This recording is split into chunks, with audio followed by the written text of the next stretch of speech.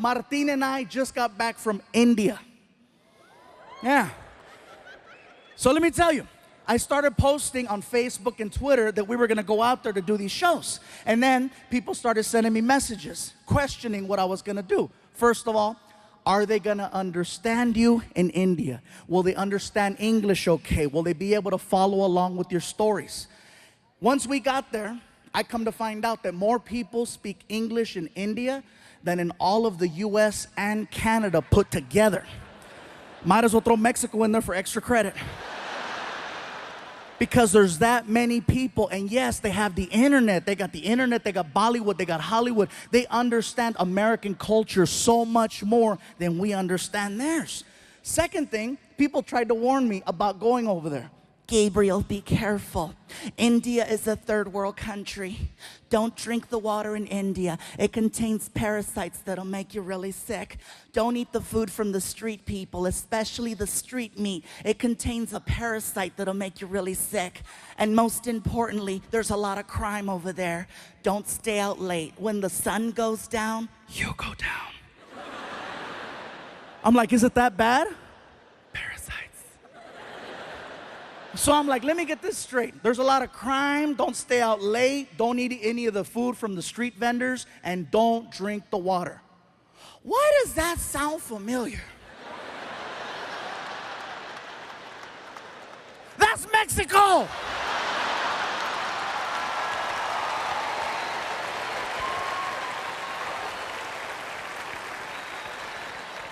When Martin and I got over there, we found out that Indian people and Mexican people have so much in common, you guys. I'm telling you, it's insane how similar we are, especially the food. The food is so similar. For example, Mexicans love tortillas. Indian people love naan bread, which is a fluffier form of a tortilla. Mexicans love chicken. Indians love chicken. Mexicans love hot and spicy. Indians invented hot and spicy. Most popular drink in Mexico is Fanta. Most popular drink in India is Fanta. Indian people worship cows. Mexicans love barbecues. A lot of similarities. Most of the people that I met over there were very hardworking and humble. And I gotta tell you, every time I talked to someone, I was always greeted the same way. They'd look at me, they'd put their hands together, they'd do a little bow, and they say, Namaste, which is an endearing hello. It's really nice and sweet. And then I noticed that Indian people, when you're talking to them, do this thing with their head, where it will begin to move side to side as they're speaking. Now, at first when you notice it, you think, oh, he slept wrong. He just got a kink in his neck. Get a Tempur-Pedic. Now, when they start speaking, their head starts moving. And I noticed this. The guy is checking us into the hotel, and he's really cool. He's like, listen, if you have any problems at all, okay, you call the front desk, you press 0. We will send somebody to your room to help you. Whatever you need, we got it for you right here, okay? It's very good. Now, one thing I notice is the more they talk and the more excited Indian people get, the more the head starts to move around. Somebody at the hotel yelled out to the clerk, that's Fluffy. And the guy was like, oh my God, I don't believe it. I thought it was you. I thought it was you. Oh my God, I cannot believe it. This is so crazy. Oh my God, Fluffy, Fluffy, Fluffy. Even crazier than that is that the mouth is actually connected to the neck. When the mouth stops moving, the head stops wherever the mouth left off. And when you see Indian people talking to each other, you can see it. Okay, let me tell you something. Okay, okay, hold on. Wait, hold on, wait, okay. Like if you're Indian and you stutter, you are so screwed. Somebody stop him!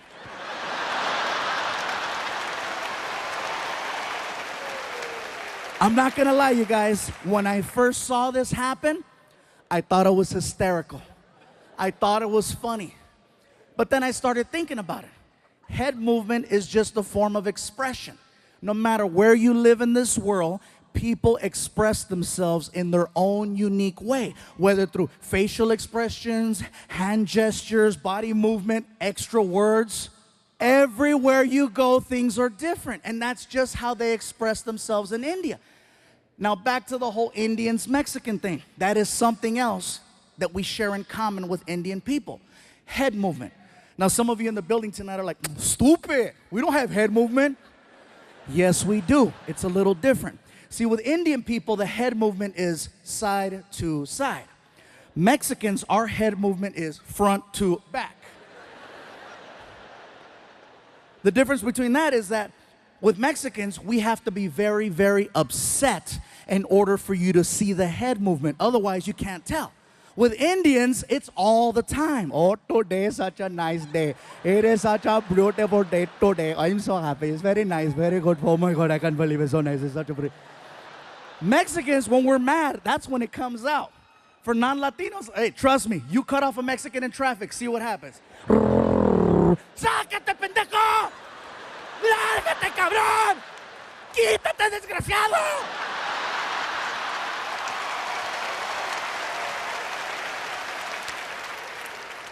That's funny. I don't know why the black people are laughing. You guys take it all.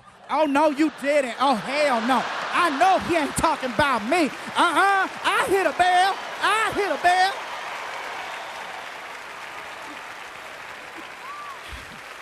I made myself dizzy doing it.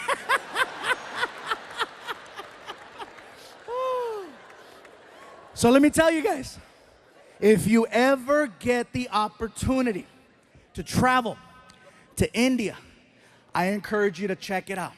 You are gonna see some beautiful things. You are gonna see some amazing things. You are gonna see some sad, depressing things and some real horrible things. Overall, it's a well-balanced trip. But when you get back home here to the United States, you will have a whole different appreciation for your life. Believe that. I guarantee this, you guys. There's a lot of people in India, and with a lot of people comes a lot of traffic. First things first, American traffic and Indian traffic, very different. Here, whatever happens on the freeway will stop the whole freeway. In India, there's 10 times the traffic, but it moves. See, the problem is Americans, we're fascinated by accidents. We're fascinated by the idea of seeing potential death.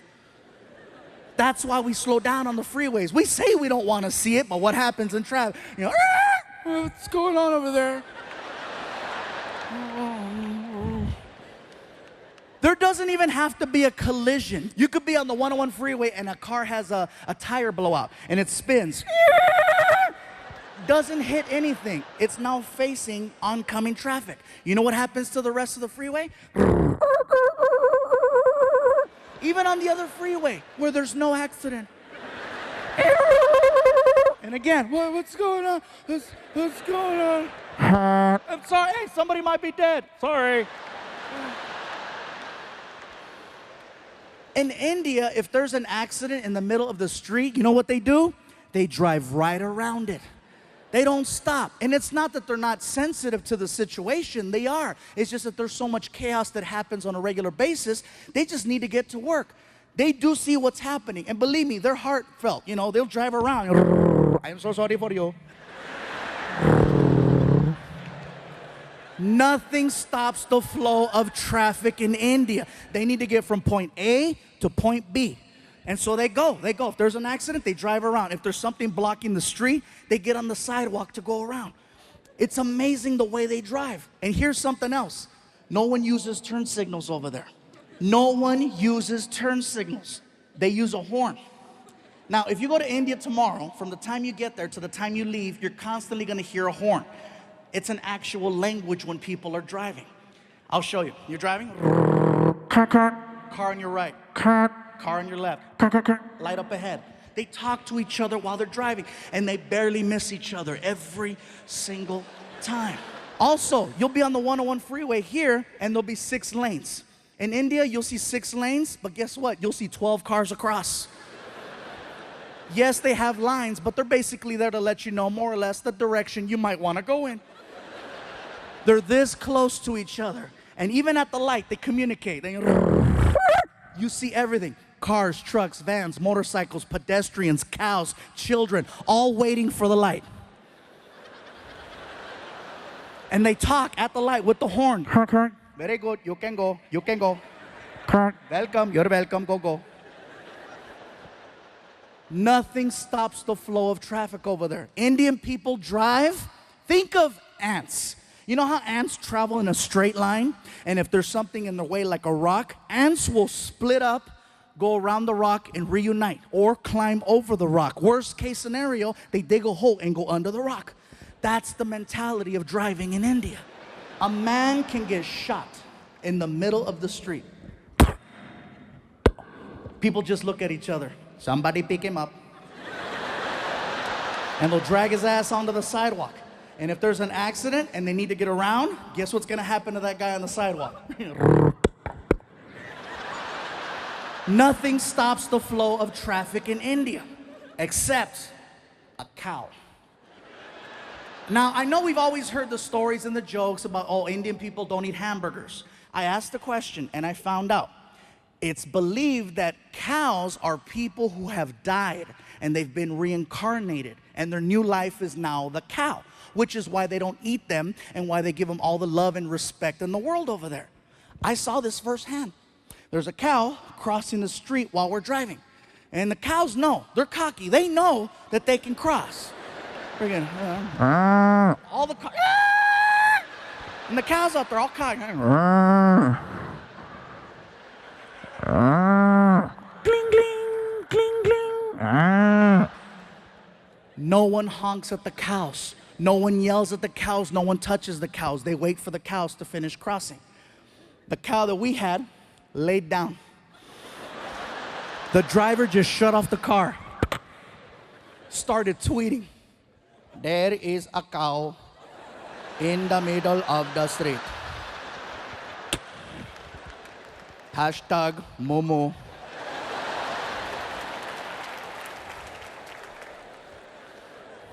I asked the driver, what's going on? Sir, there is a cow.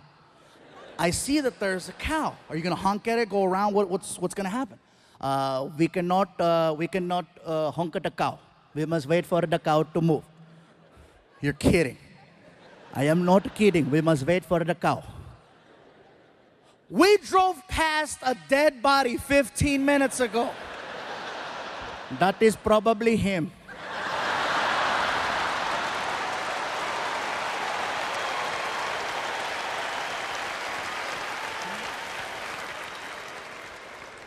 Like seriously, the driving situation over there is so intense, you guys.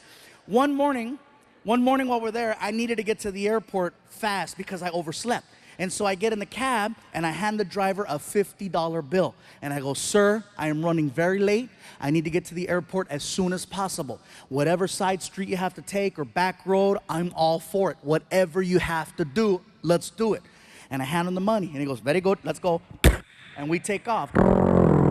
The guy is hitting anywhere from 50 to 70 miles an hour on the street. We are making incredible time. I notice that we're heading in the direction of a red light.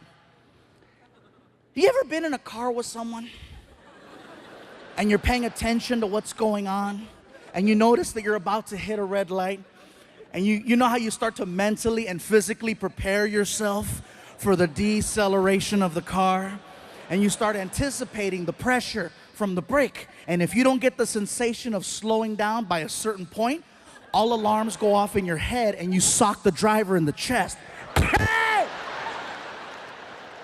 Not only did I not get the sensation of slowing down, I got the opposite. He gunned it towards the light. And it caught me off guard. I couldn't even scream. I was like, and then I got air. Hey, pull over, pull over. He didn't even know what he did. He looks at me, he goes, what is wrong? What do you mean, what is wrong? Dude, didn't you see the red light? As calm as can be.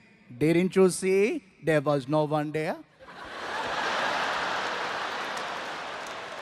You told me, whatever you have to do, okay? Whatever you have to do, you do. Do you want to yell or do you want to make plain? He made a good point. I sounded like a third grader. I want to make plain. Like seriously, that's a video game I want to see. I want to see Grand Theft Auto India.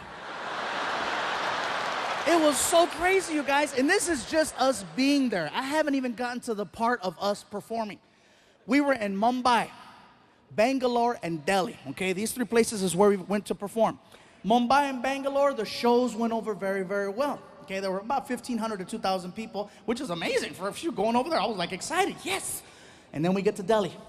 And when we got to Delhi, you guys, it got a little crazy. Martin walks out on stage and the crowd recognized him. And they started chanting, Martin! Anytime I hear that, I'm like, they know him, it's gonna be a good show. So Martin starts cracking jokes. The crowd starts laughing. He's cracking more jokes. The crowd keeps laughing. All of a sudden, I hear this.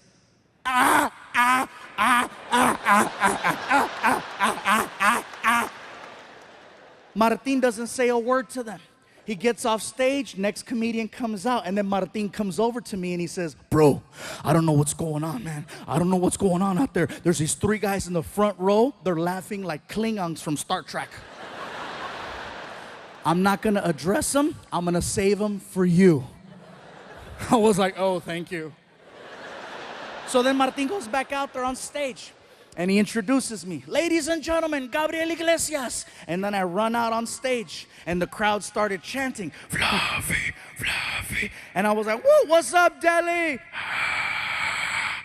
And I start cracking jokes, start getting laughs, start cracking more jokes, start getting more laughs. And then it happened.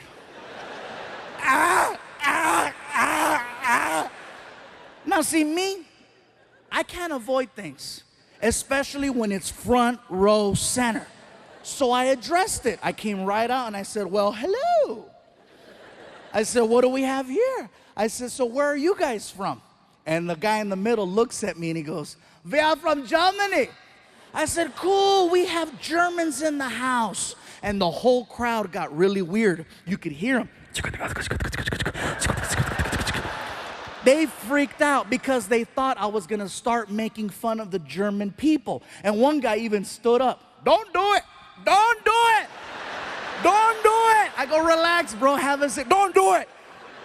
I'm not gonna make fun of the German people. That's the last thing I wanna do is offend them. I don't wanna end up outside in an alley somewhere freaking in 2 hours. And this is the last time we are going to tell you, do not make fun of German people. As I'm doing this joke about a German kicking me on the floor with the accent, here's where it gets crazy. I get hit in the side of the head by a bat. Listen to what I just told you, Bay Area. I get hit in the side of the head by a bat. Not Major League Baseball. I'm talking about, I wanna suck your blood. In India, there are millions and millions and millions of fruit bats. And one of them, actually 6 of them, made it inside of the building. And they're flying around and they're hanging out in the rafters. And one of them decides to fly down. And basically, when I was doing the kicks, I stepped into the line of flight of the bat. And he caught me right here. And I'm like, what the hell? And I look up and you see it and you can hear it. The Indian people saw that and they freaked out. They were yelling, they did it. They did it. We told you, don't do it. We told you, don't do it. They are evil. They are evil. I'm like, dude, I don't care how evil you think the Germans are. They don't have control over bats. It wasn't like the guy got offended and said, oh, really? Uns release the bat. So now the crowd is weird. These guys are laughing. And there's freaking bats flying around the theater. First 2 minutes of my show. I gotta do an hour. And now I've already lost the crowd. They're freaking out. These guys are laughing weird. I'm nervous. It's my first time there. I don't know how to get out of this. So I literally walked over to the other side of the stage and I started just performing for this side of the room, trying to redirect the focus right here. And I'm so nervous, I'm stuttering. I don't even have a segue. I'm like, you know, it's crazy in America. Everybody in America likes drinking, you know, it's real crazy. Like for example, Mexicans, most Mexicans, we like drinking tequila. Most black people like Hennessy. Most white people like Jaeger. Here in India, you guys like Fanta. And when I said Fanta, the crowd went crazy because it was such a local reference. They freaked out. They were like screaming, "Oh my God, he knows, he knows." They started singing, "Fanta, Fanta, don't you want Fanta, Fanta, don't you want Fanta, Fanta." The roar was so big, it allowed me to restart my show. So I started cracking new jokes and more jokes and these jokes and those jokes. 5 minutes go by. 5 minutes go by. All of a sudden, the Germans got offended at the fact that I left them out of my drinking joke. The one in the middle stands up and he approaches the stage. Now this stage has got to be about 5 feet tall. The guy's head was about this high. He was like 6'4". He looks at me and he starts pointing and he's yelling, "Hey, fat man!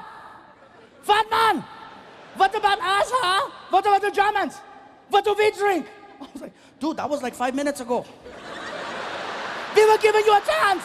What do we drink?" I'm like, "First of all, sir, I apologize. I'm really nervous right now. I had no idea there was gonna be Germans here tonight." Yeah, felt like Poland. I don't care if you laugh or not. That's a smart-ass joke. That's a smart-ass joke. It's not my fault some of you pendejos failed history. You better Google that and find out why it's so damn funny. So, all the older white people are, "God damn it, yeah." So anyway, so I'm standing there and I go, "Listen, sir, you need to have a seat, okay? The people are getting nervous. You need to have a seat so I can finish the show." And the guy, he refuses. "I will not sit down, fat man, until you tell us what we drink."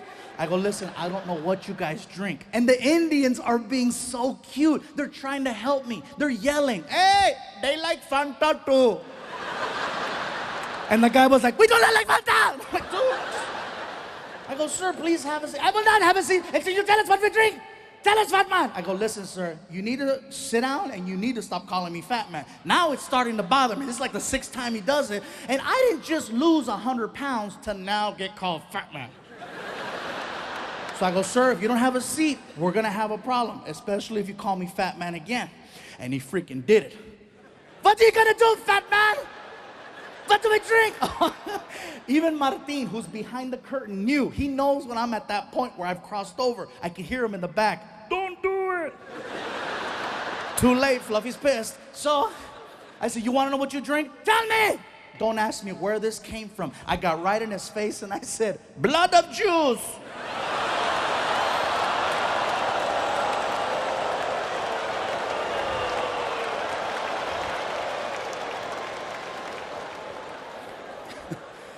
Now, see, automatically, you guys gave me a whole different reaction. In Delhi, that was probably the most shocking thing ever said on that stage. So shocking that 2,000 people at the exact same time got so quiet, you guys, so quiet. You could hear everyone's ass just...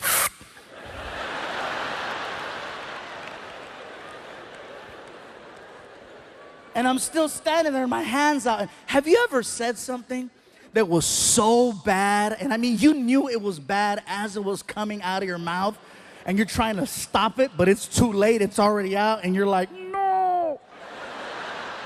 And it's too late. Blood of Jews is all over his face, right? I'm standing there, my hands out, I'm looking at him, he's looking at me, and I'm like, "Ah!" He says, "That's a good one, yeah, that's a good one." "Oh my God, thank you, thank you." It doesn't end there. I'm telling you guys, this is so crazy. So next morning, Martin and I are flying back home to Los Angeles from Delhi. We're taking an airline called British Airways. We go from Delhi to London, England, and we have a connecting flight over there. Once we get to England, they canceled our connect for whatever reason. And so we got rebooked on another airline called Lufthansa. It's a German airline. Now, this is why I believe in karma. Seriously, Martin's like, "Really? Blood of Jews?" I'm like, "I know." I felt like they phoned ahead. "Ons, take care of Fluffy." So I put down my credit card. I made sure that Martin and I got upgraded to at least their business class because it's like a long flight. And so we're in there, we're on the plane, and the plane takes off. About 20 minutes into the flight, we're just sitting there, we're laughing. And the flight attendant, she starts coming down the aisle with the little cart. Okay, she's coming down the aisle and she sees me and she goes, "Hello, sir. Do you have a preferred drink of choice today?" Martin looks at me, taps me in the chest, and he goes, "Hey, tell her." Tell her, bro. Come on, ask for it. If anybody has it. Dude, shut up. And then she looks at Martin. "Sir, do you have a preferred drink of choice?" And Martin's like, "Yeah, do you guys got blood of..." She's like, "Bloody Mary?" "Yes, yes, Bloody Mary." Freaking Machete's gonna get me banned from flying. So we make it back home. I'm trying to tell the story to my girlfriend and my son. And my girl, she's barely laughing. She's like, like she's jaded. She doesn't laugh at my jokes anymore. My son Frankie, on the other hand, he is dying. Ah! And I'm like, "Really?" He's 16 years old. I go, "Really, Frankie? You thought that was funny?" He goes, "Yeah, it's funny." I go, "What was so funny about my story?" He goes, "Those people you're talking about." I go, "Who, the Indians?" He goes, "No, the other ones." I go, "The Germans?" He goes, "Yeah, it's funny." I go, "What's so funny about the Germans?" "The way that they speak." I go, "What's so funny about the way that they speak?" He goes, "They sound like the three little pigs from the movie Shrek."